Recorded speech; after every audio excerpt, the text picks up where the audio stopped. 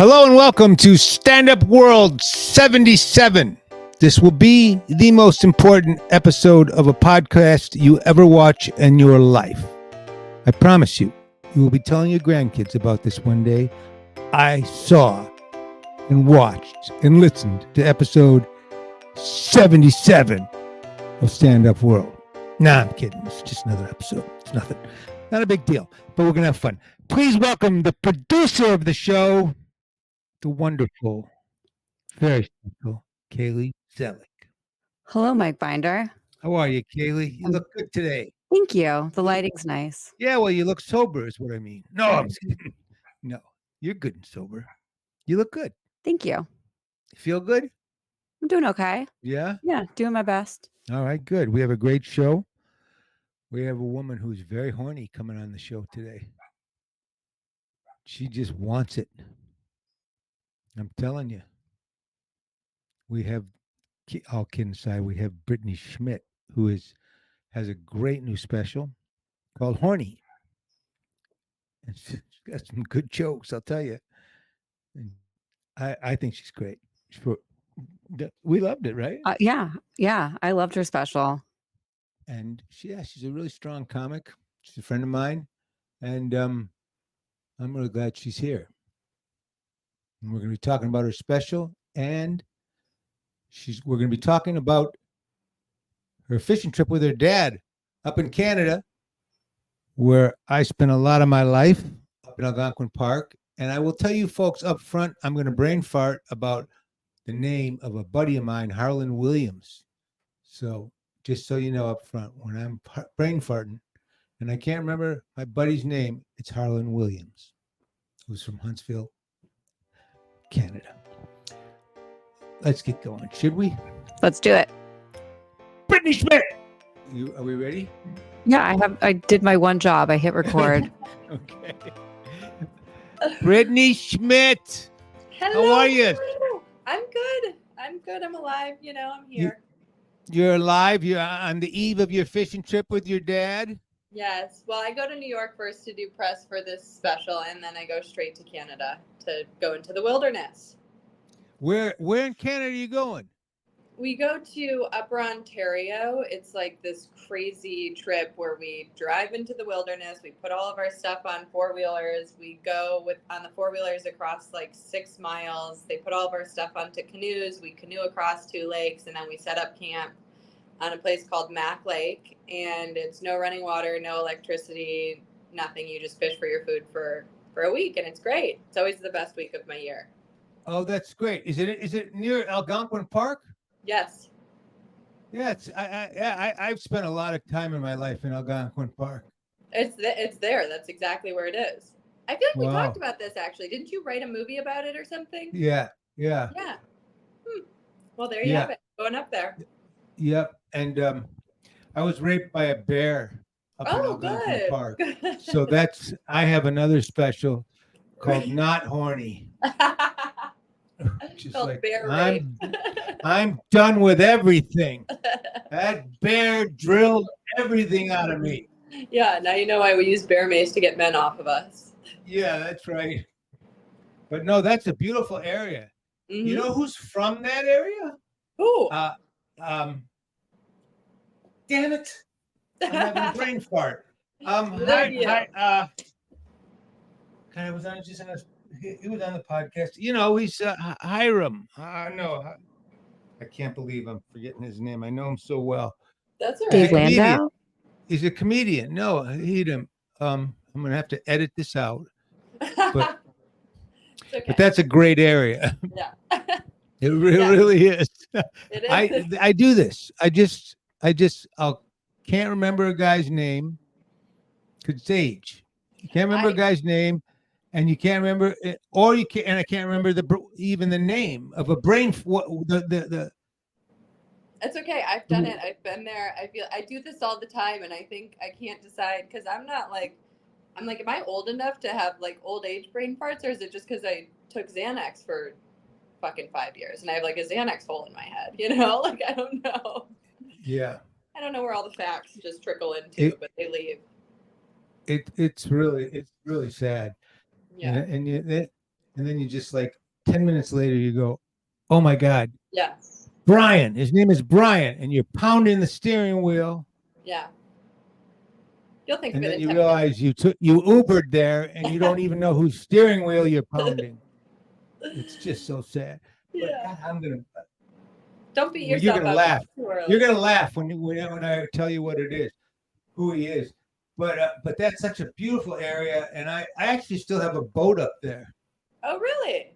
Yeah, a little 15, 18-foot fishing boat. Okay, nice. We just use canoes, but I wish we had a motor. You're not allowed to now. They're 20 horsepower motors, just little ones. Mm-hmm. Yeah, you're not allowed to up there. There's no motors allowed on the lake, but that's like we drink out of the lake. So I don't know if we should, but we do, and we have for. No, it's really clean water. Yeah, yeah. Nobody believes me that it's not like parasitic water, but That's I great. haven't gotten a bug yet. And you sleep in tents? Yeah. That's awesome. Mm-hmm. So I have to ask you, has your dad seen the special yet? No, my dad is so blissfully unaware of my career. You know, I think for the longest time, he didn't even really accept that I was doing stand-up. And then when my first special came out, he's like, you know, I tried to watch it. I had to stop. And his whole thing is like, I think you were funny if you weren't my daughter. And when this one was coming out, it was supposed to come out on August 8th, and we had some technical difficulties, and it didn't come out till the 9th. And on August 8th, I was a mess. I was crying. I was just so upset. My dad called me and, you know, just to talk about Canada, and I was so upset. And he's like, what's going on? And I was like, you know, my special was supposed to come out today. He's like, what special? And I was like, do you listen to me when I talk to you? Like, I shot it. I reshot it. It's been like the focus of my last 9 months of my career. But yeah, he just doesn't really pay attention, and he doesn't really care. And honestly, it's not for him. So I hope he doesn't watch it. Yeah, I get that. I totally get that. I mean, you know, I got to be honest with you. My wife never goes to my shows, Yeah. ever. I mean, and even, you know, there's a big part of it is that I didn't do it for so long and she liked me not doing it. But before, when I was a younger guy and we were together, and she didn't go to the shows because, you know, I'm doing all these jokes about her and her kids and her life, and she just doesn't want to hear it. She doesn't want to hear what a horny, stupid idiot I am. Right. You know, right. or what I'm telling people I think of her, you know, and Yeah. it's just easier not to go. Yeah, I think when I was married, my ex-husband would want to come and support me, but I would have to tell him, like, you can't come until these jokes are ready, because I don't want you to see me figuring it out, because that's when it's, you know, messy, when I'm like, I could hurt your feelings. Until this is funnier than it is mean, it could hurt your feelings, so I would always just be like, you can't come till they're ready. And how does that work for you? Do you write on stage, or do you write off stage, or? No, I write off stage. I think this special I wrote more on stage because I was on tour, so it was forcing me to find stuff like in the moment on the road. But like my first special is actually much different than my second one because it's very tight. It's very like set up punch, set up punch, set up punch, and this is a little more like loosey goosey storytelling. So stylistically, I kind of abandoned myself, but yeah, I usually try and write really tight jokes before I get on stage, but this special I just put out, I don't think is a great example of that. Well, listen, I don't really see it that way, because I thought first of all, I think you write great jokes, and I think that even when it's not tight, it's tight. You know, there's no fat in that special. You know. Yeah, I think. Yeah, you know, maybe it's just like a little bit of a departure from the first one. I think my first one was a little more stylistically closer to Jesselnick, and then this one just kind of was a little looser. And maybe I'm just being very like critical on myself. I almost didn't put it out because I just thought it was kind of a train wreck. But thank you for the compliments. I will accept them and try not to rebuke them. Yeah, I didn't see any Jesselnick at all. I didn't see that at all. It's funny you said that. It's the first. If you hadn't said that, I never would have thought that. No, But I sorry. did think it was. My first special was more like Jesselnick. This is my second special, so I think Yeah. the first special was a lot tighter. That's just what I meant. No, I see what you're saying. And I knew what you meant by that. I'm just saying that to me, I liked it because it was thematic, Yeah. and it autobiographical and kind of memoir, Mm-hmm. but at the same time, you were telling jokes. You were telling jokes, and some of them, jokes are real, but Yeah. you were telling jokes, Yeah. and I like every now and then you just it's an old Jack Benny kind of thing. It was Yeah. just nice. You just kind of look at the camera and go, yeah, I said that, Yeah. you know, Mm-hmm. and but it was great. I thought it was great, and I didn't. I thought that it was very very together. Thank you. Thank you. I appreciate that. They're hard. They're hard to have a theme. They're hard to tell a story. Mm-hmm. I think the big, to me they're albums. Mm-hmm. And that's what I feel. And I think one of the hardest things is to make a special special. Mm-hmm. There's a reason to do it, and what is it saying, and what's the point of view. There's a guy named Greg Warren. Do you know Greg Warren? No. He has a special out that's just wonderful called The Salesman. Mm-hmm. And it's the story of when he used to work he sold peanut butter. Mm-hmm. He was a peanut butter salesman for years in the Midwest. Right. And he wrote a special about selling peanut butter and being a salesman. Mm-hmm.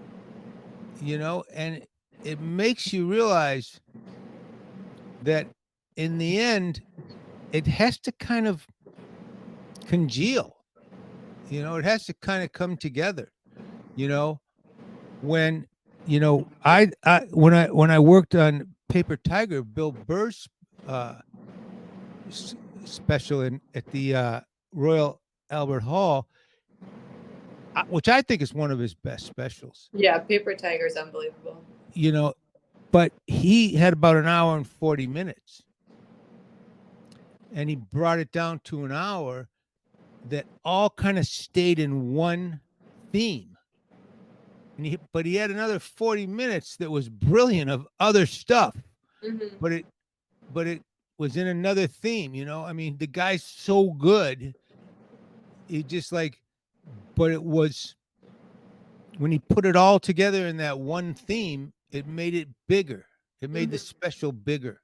Right. And I think that sometimes that comedians don't do that. They just say, I'm going to do a bunch of jokes. And I guess on some albums, it's good. There's all the songs don't have to be of a piece. But I do think a great special needs to have some kind of uniform direction that it's going to. And I think Horny does that in a really cool way. Thank you. Thank you. Yeah, I mean, for me, it was I wanted to talk about my divorce and then, hooking up. But then I always end with really dark stuff. And I don't know why. It's just I take the first 20 minutes to gain the audience's trust, and then I betray them. And then I just say really dark, horrible things and make them leave thinking about that. So that was the format it followed. How long have you been doing stand-up? So I started in 2012, but I was working in advertising full time. So I did hobby comedy for 2 years from 2012 to 2014. And then when I met my ex-husband, I quit completely because I was like, I'm happy. I don't need strangers to love me. I found real love. And then once that wore off, I was like, I have to get back to comedy. And I made a decision. I started again in 2018. I made a decision at the end of 2019 to go full time, to quit advertising. And then 2020 was the pandemic. And 2021, I shot my first special. 2022, I released it. So it's like, this is a really long way for me to tell you. I don't know how long I've been doing it, like maybe 6 years, like really doing it. I've really only done it for like full time, if you like count the pandemic, maybe like 3 years. But I would say 6 years of a concerted effort. I would have thought you were doing it longer than that. That's great.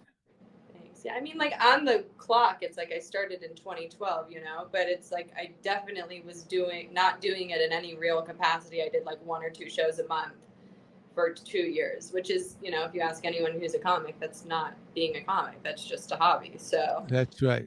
yeah. That's trolling for free drinks. Yeah, exactly. And not to mention, I was very much in my addiction at that time, and part of the reason I didn't pursue comedy was because I lived in Venice Beach, and I was like, there's no way I can drive to the Comedy Store and get home. It's, you know, if I can't drink and drive, I can't go. And Lyft was barely a thing, and I just was like, I'll just stay home and get drunk. I was more committed to drinking than I was to comedy. What was it that got you into it? I mean, when you were growing up, did you like stand-up?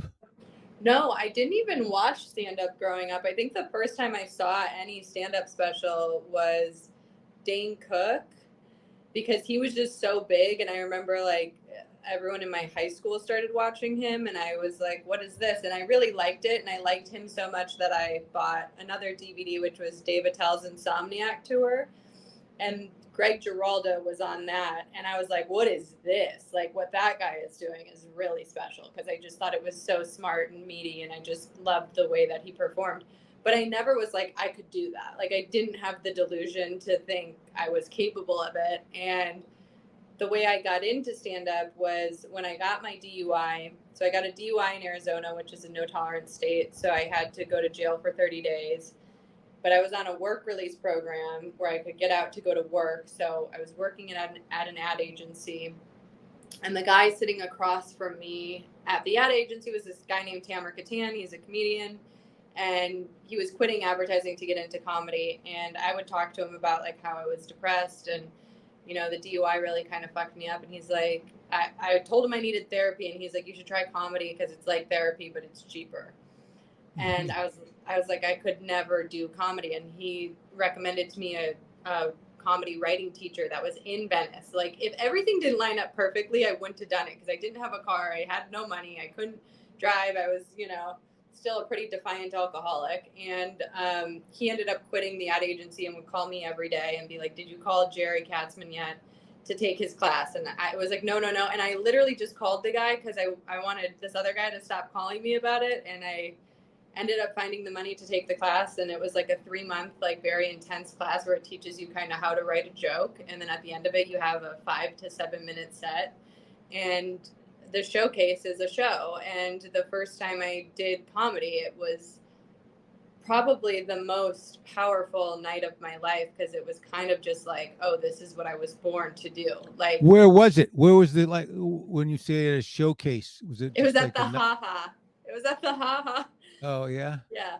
And yeah, it just kind of lit my soul on fire. And one of the reasons that it was so powerful was Jerry had a rule that you absolutely could not drink or use before you got on stage.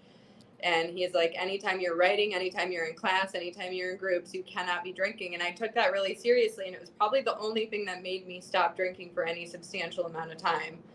And when I got on stage, I think that's why the feeling was so powerful. But then, you know, once I got off stage, I was still an alcoholic, and I wasn't willing to kind of give up my drinking for this new thing that I found. Yeah.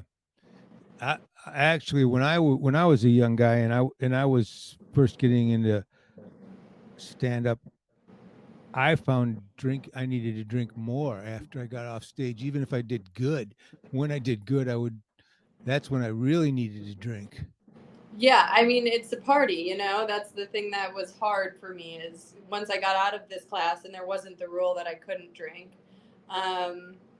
it definitely became that. Like, I would get my set done. I wouldn't drink before my set, but I would get my set done, and then I would, if I did well, which I usually did, I was kind of, I don't want to sound arrogant, but I was getting a good reaction fast, and so every time I got off stage felt like a really high, and I just would celebrate that by getting really, really drunk. So I, I'm with you on that. I was doing that also. Yeah, it's I relate to it, but Mhm. by the same token, there is something nice. I just was watching something. Oh, I was watching this documentary with Pete Rose and Johnny Bench. I don't know if you know who those Johnny No. Bench is, but he's just a legendary catcher for the Cincinnati Reds, and he just never drank ever Mm-hmm. in his life, and he was just saying, oh, and Pete Rose never drank in his life, and he was saying to Johnny Bench, I just kind of knew from my relationship with my friends that no matter what I did at night, I was going to feel better in the morning if I didn't drink. Mm-hmm. If I didn't drink at night, I was going to wake up and feel really good about myself. And the Right. opposite was true. And I thought, man, I never thought like that. I never wanted No. I never wanted to think my life through that far, to the morning. No. Right? Yeah. No. I can't imagine. I can't. It really. You can't undo your past or wish it was any different. But I do wonder. I am curious to just see the side by side continuum of what my life would look like if when I started doing comedy, quit drinking and just focused on comedy. Because I would be very interested to see how different it would be now. Yeah. No, it would probably be a lot different. And Yeah. I have to say, I just wonder, to me, I do think you did catch wind really fast. I mean, from not only from when I was first starting, from when I have this podcast and I talk to a lot of comedians, and I don't feel like a lot of people get going in 4 to 6 years like that, Yeah. I mean, I feel very fortunate. I have to remind myself that that is the truth because, I think I always feel like I'm behind. I always feel like I'm chasing something that I can't quite catch. So I appreciate you saying that and reminding me that that is probably the reality.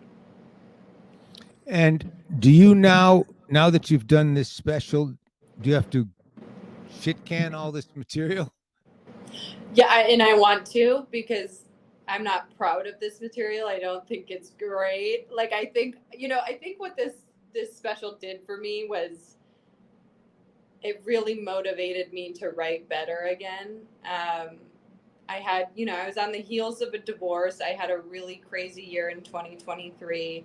And I remember just being on the road getting my ass kicked. And I was like, I can't have nothing to show for this at the end of it. So that's why I did the special.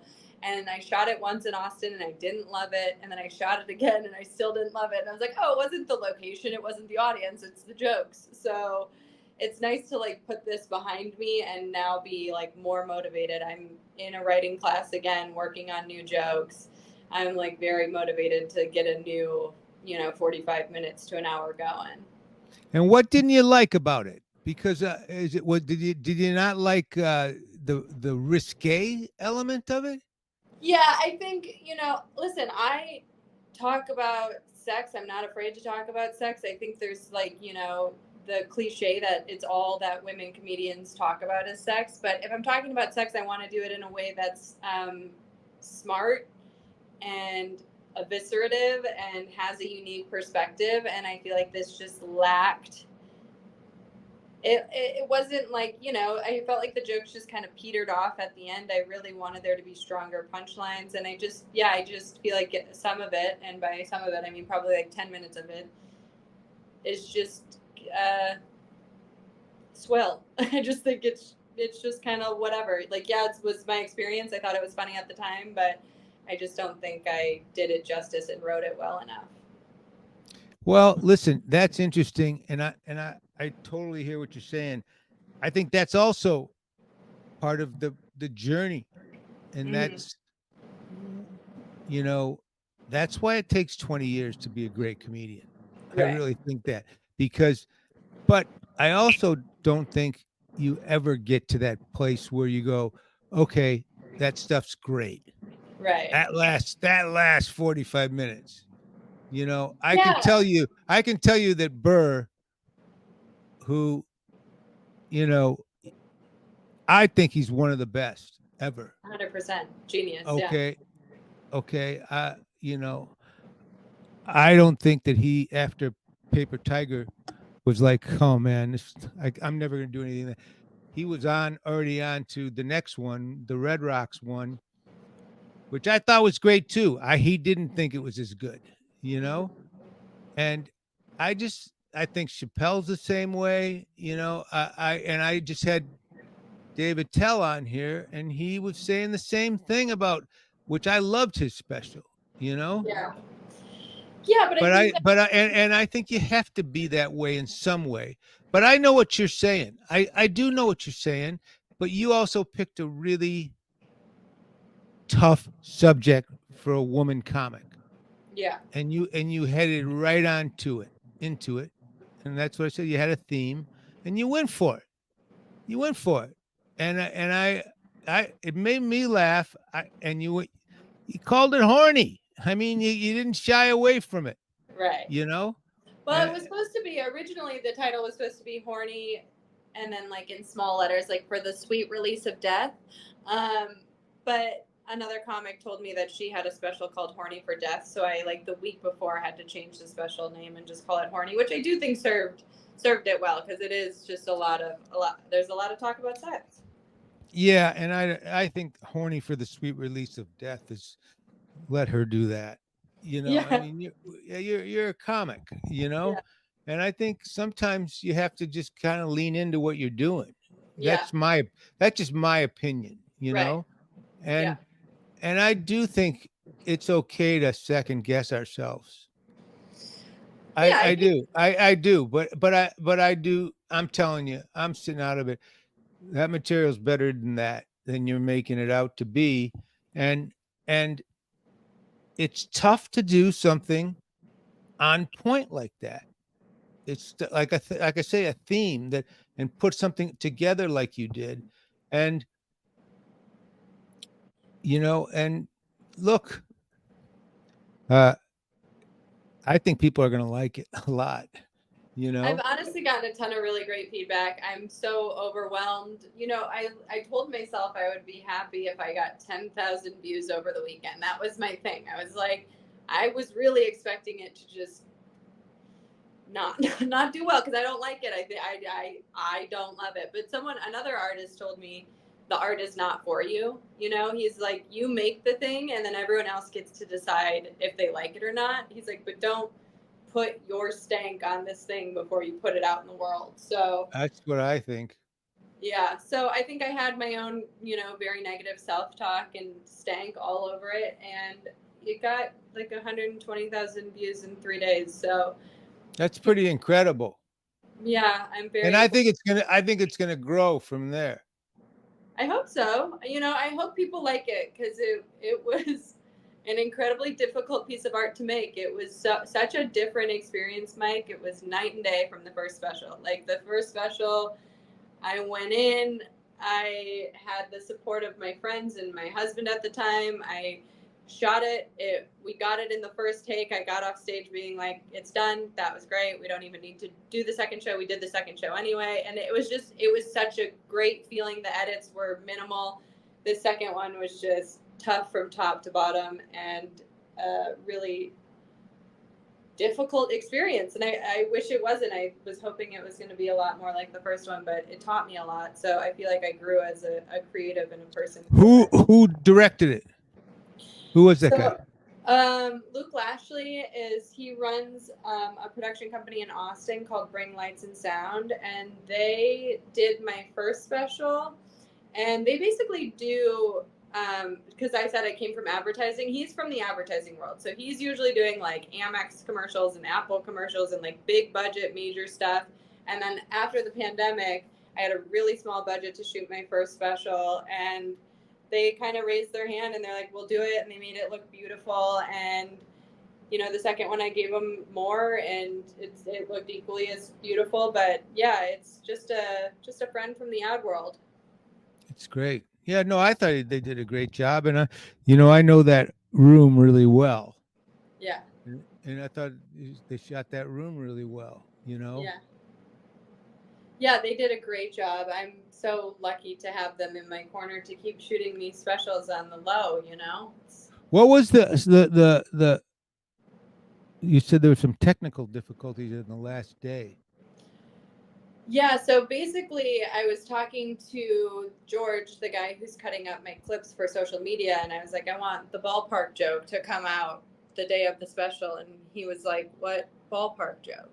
And I was like, the ballpark joke. This is one of my strongest jokes. Like, you would know. Great joke. Yeah, and he's Kaylee, like, Kaylee, you like that joke? I love that joke. We looked at each other right after that one, and Mike was like, that was a really good joke. Because we watched it together, and there were only a few parts that made me feel like I was watching a sex scene with my dad, like that uncomfortability. Sorry, I told my dad after, like, you have to watch this, but I'm not going to watch it with you. Yeah. But yeah, that one's killer. There was so much of it I loved, and Thank I you. understand the being hard on yourself, but I thought it was amazing. I thought you looked great. I love the white refrigerator joke. Like, I couldn't believe that people didn't pick up on it quicker. Yeah. Oh yeah, my it was God. killer. Thank you. That's so sweet. Yeah, there was a comment on the YouTube that said at minute 15:07, I became an EMT for my friend's mom, and I thought that was really funny. Like, watching it with a parent would be tough, but no. So basically, I was like, I want this ballpark joke to come out the day and he's like, it's not in there, and I had a fucking meltdown. I was like, what do you mean it's not in there? And I texted Luke. I was like, the ballpark joke is gone. Did I not shoot the ballpark joke? And I looked at, because I fucked up so much in this. I fucked up in Austin. I fucked up in LA. I'm like, it is possible that I didn't say it, but it would be unlikely because it's one of my favorite jokes from the whole special. And so I look at the raw footage, and this is the night before I'm looking at raw footage, and I'm like, it's in there. It's just, they accidentally cut it out when they were doing a different edit. And so Luke and his team had to edit it back in the morning and then re-upload it. And then, of course, because it's Mercury retrograde and technology is going awry, as it always does during retrograde, their internet puttered out and couldn't upload it in time. And we missed our deadline to launch on August 8th. So that was it. I was just, I was crying. I was hysterical. And I think a lot of it was like, I wanted to do this thing on my own and have it be delivered smoothly and be like, I can do this, because I was supposed to have the partnership of 800-pound gorilla like I did for my first one, but they backed out after they had agreed to. Why? So they basically said that they thought it was going to be too raunchy to monetize, and then they said something which I thought was interesting that they put in writing. They were like, her first special was raunchy, but Hoda Housewife was a charming and relatable through line. So we liked that. And I was like, oh, so I can be raunchy if I'm married, but not if I'm single. So I felt really abandoned and just kind of left to my own defenses, and it didn't feel great. So I really wanted it to come out smooth and kind of go great, and it didn't. And then I just felt like a fucking failure. Yeah. Well, welcome to my mind. Welcome to no. Listen. Celebrate your special. I'm like, let me tell you how fucking horrible it was to make. This is Biggie Smalls, by the way. Hi, Biggie Smalls. Biggie Smalls. No, I know. Haven't I met your dog before? Yes, of course. Yeah, that's what I thought. Yeah. See, I knew I liked you when I found out your dog was named Biggie Smalls, because mine is Calvin Brodus. Oh, who's amazing. Snoop Dogg. Yes. And he's like a min-pin Italian Greyhound mix. Really? I love that. Yeah, they'd be homies. Yeah. Oh my God, they should probably meet. East Coast, West Coast, though. Yeah. Yeah. Well, it's fine. Well, listen, to me, I think this is all part of the process and the journey of a comedian, and which I really have come to love. And I went away from it for a long time. I was so deep in the world from Right. as a young kid into my 30s, and then I just went away from it. Why'd I, you go away? I was in prison.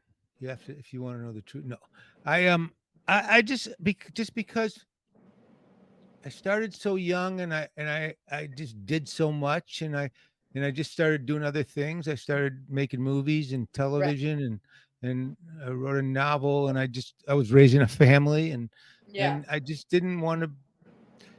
To me, you can't do it unless you do it 150% every night, and I just slowly stopped. And once I stopped, Yeah. I just didn't feel I was good unless I was. And then now that I'm back, I just really, I love the whole craft and art of it, and I love, and I do realize what it takes. It takes failure to make success, and it Hmm. takes strife to make ease. Hmm. It really does. You Right. have to. It doesn't come easy for anyone. Right. For anyone, and anyone that it comes easy for ends up fashioning themselves into a hack. Right. The people that are the best, from Pryor to Carlin to Burr and Chappelle, are the ones that have struggled the most. 100%. Yeah. And look, it's just, I don't. It's easy to say how easy it is for Burr. He's also a miserable prick. you Yeah. know he's just a Yeah. miserable dude. I wouldn't want anything to do with him or want to be him for a second. Right. And he's also struggled his ass off. Right. He struggled his ass off. Took him Right. a long time, and I've never seen him be anything close to happy unless he's pretending. Yeah, and isn't that the most disheartening part, that the people that make us the happiest are the saddest? Yeah, Like, yeah. you and I have both been around people at the top, and every single one of them, I'm like, I wouldn't want their life. Well, not every single one of them. Well, okay, fine. Name somebody who's happy, because I haven't met one. Adam Sandler. Okay, yeah, but I'm talking about, I like, can tell you a lot of people. I think some people have struggled so long and so hard that they don't know when the sun's shining. right. They're Do you not think it used kind to of it. becomes like their identity? Like, they don't Yeah, know how to not yeah, struggle? yeah, yeah. And I think when things get good for them, they get miserable, more miserable. Right. But I do think, I'm just saying, I don't think you get really, really funny when it's easy. You No. know, Yeah. I just don't. I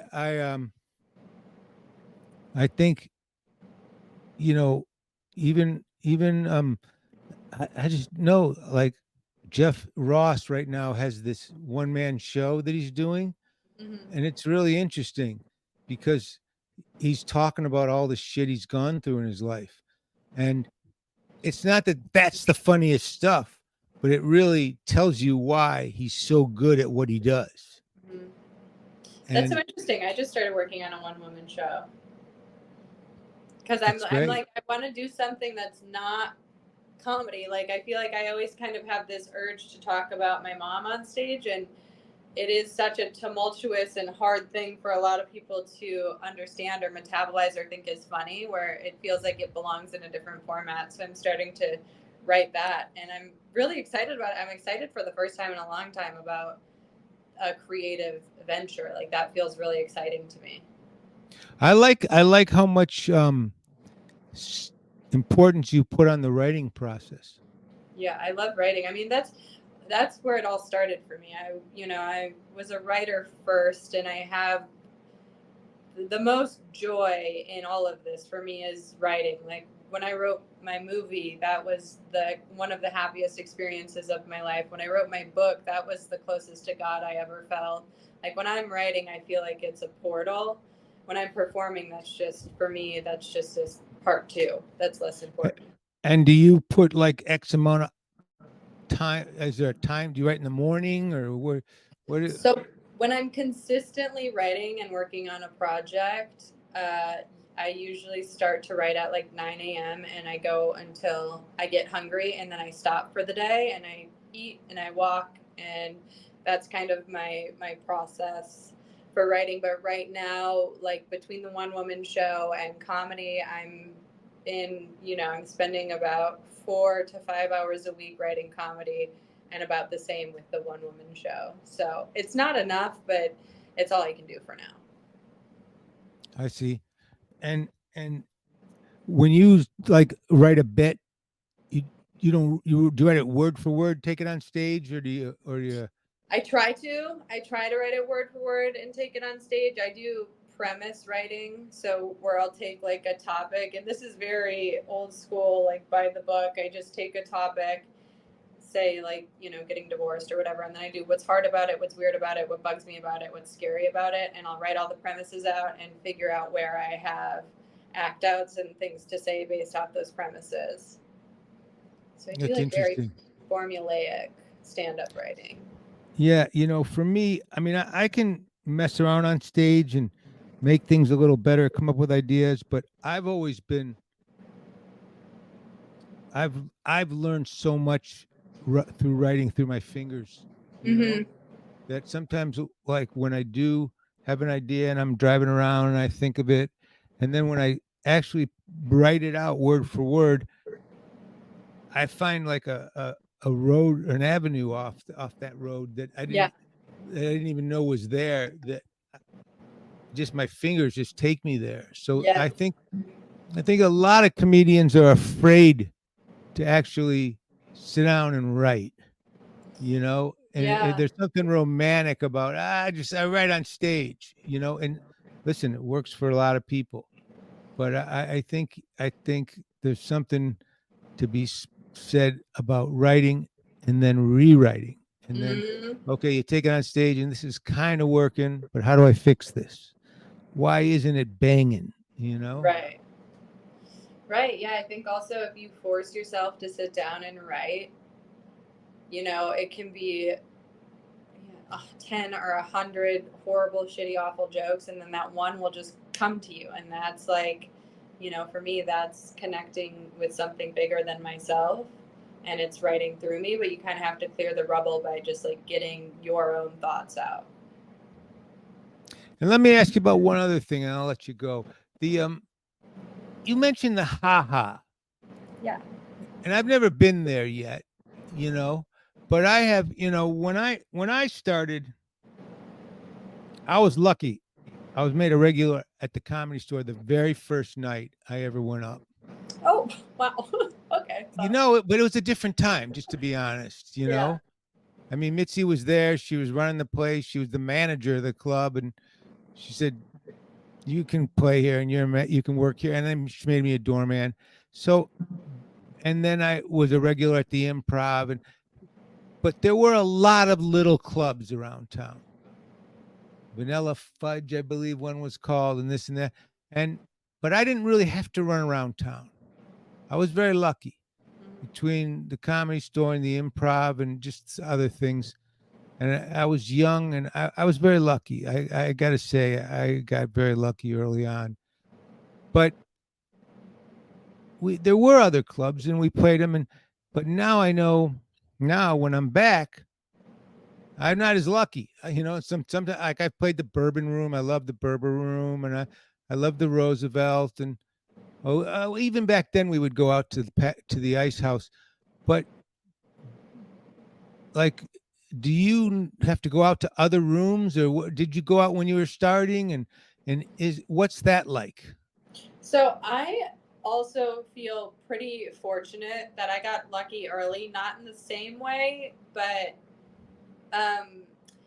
I didn't have to do mics ever, which I'm very grateful of, like open mics. I think I would have lost my spirit and my soul there, because I had a set and I had a tape too. I could send that out to bookers, and then I just started getting booked on shows. And when I first started, this guy Hunter Hill was running a show called the Super Secret Comedy Show, And it was always like beast lineups. It would be like Jesselnick, Theo Vaughn. I remember Damon Wayans Sr. was doing comedy at the time, Neil Brennan, like Eliza, all these people would be on the lineups. And then he would bring one or two new people and they would be like bringer comics. So I would get slotted on those shows. And then from there, because I was getting booked on those lineups, I think people thought I was better than I was. And I just started getting things. Well, wait, when you say bringer comics, you have to bring people? Yeah, like 10 people to the show, which was so easy when I first started because people want to go, you know? Yeah. Yeah. And what rooms would Howard Hill or Hunter Hill or it was this venue that shut down after that. It was called the Voila on La Brea. And it was like in a really quiet neighborhood. And I think they got a bunch of noise complaints. So the venue shut down and the show shut down after like maybe 2 years. But by that time I had quit comedy already. So I missed the shutdown. I see. Yeah. And when you say open mics, like, is that I hear, I never had that experience. So, and I know if someone wants to get started right now, is that what they have to do? They have to go do open mics? I think so. I don't know. That's how I think people get started is they go to little mic nights where, you know, the Comedy Store technically has a mic. It's that Monday mic. The Improv has a mic. And then like the West Side has a mic, and it's where you just sit around and it's not guaranteed that you go up. And when you do go up, you get 2 or 3 minutes of stage time, and it's just a grind that I've heard described. And I think I would have ran for the hills if that's how I had to get into comedy. It just sounds really challenging. Yeah, I agree. That's what I wonder. I mean, for me, because I have a buddy who's just getting started, and I don't know what to tell him. I tell everyone who wants to get started to go to my teacher to learn how to write, because I think that was imperative in my confidence, is having 3 months of writing and working on material and reworking it and knowing it kind of works because you're showcasing it in front of a class of 10 people. Like that gave me confidence in my ability to be a stand-up in a way that I don't think I would not have survived the mic circuit of like finding my voice and figuring out how to, I wouldn't have figured it out on my own. This is, to me, it's a cheat code that takes like 3 to 4 years off of the beginning parts of stand-up, where it's like you figure out how to write, you figure out your voice a little bit, as much as you can in 3 months, and then you have a sense of confidence going into it that I really think is so invaluable. That's very cool. Yeah, it's really good. I think you're smart. I think you're right. And by the way, when I first got out there, and this is when, you know, Howie Mandel and Jim Carrey and a lot of guys we were just getting started, and there were a lot, even more, Argus Hamilton and the Comedy Store had a Saturday afternoon workshop. Mm-hmm. The guy named Danny Mora and Robert Aguayo, and they weren't writing workshops, but they would have successful comedians come in and work with you all Saturday afternoon. Mm-hmm. So, and that gave us confidence. Yeah. You know? And cocaine helps too. Listen, that gave me. Listen, if you can get your hands on some Adderall, that's what you got to do. That's what you got to do. Well, listen, man, I'm jealous you're going up into Canada, up to Algonquin Park. I think it's the greatest place in the world. I'll tell the trees to say. By the way, this is the time to do it. This is the best time of the summer to do it, right around the middle to end of August. Yep. Hopefully we get some warm weather and not a ton of bugs. That is the hope. Yep. Well, have a great time. Be nice to your dad. I will. I love my dad. He's the best. And tell him all your dirty jokes. Just say, hey, Dad, and then you know what I say, Dad? Listen, he's an electrician. He has a really dirty sense of humor too. We just try and keep it away. You know, we respect the boundary. Hey, Brittany, I think you're great. Thanks, I think you're Mike. great. I really do. I was so impressed with your special. Don't beat yourself up at all. Just you're great, and you're only going to get better. Thank you, Mike. That means a lot to me. You're so sweet. Have fun. Thank you. And Kaylee likes you a lot. I do. Yeah, that's I was worried I was going to be intimidated by you because you're so pretty, but you're nice Oh. and okay. smart. Oh my gosh. Thank you. Wow. Yeah. Compliment. I think smart's pushing it. Yeah. Okay. All right. Jesus. Yeah, keep When me we humble. hit tilt with smart. It's so hard to make friends in your 30s, Mike. Leave me alone. Right. Listen, we're all doing our best here. Have fun. Thank you. Okay. So that was great. Brittany Schmitt up there in Algonquin Park. And that's it. She is something else. Check her out. Horny on YouTube. And am I right? Yeah, it's on YouTube. And where can we get this? This is on X, and it's on Spotify, and Apple, and YouTube, and Substack, Stand-Up World. And you can also follow us.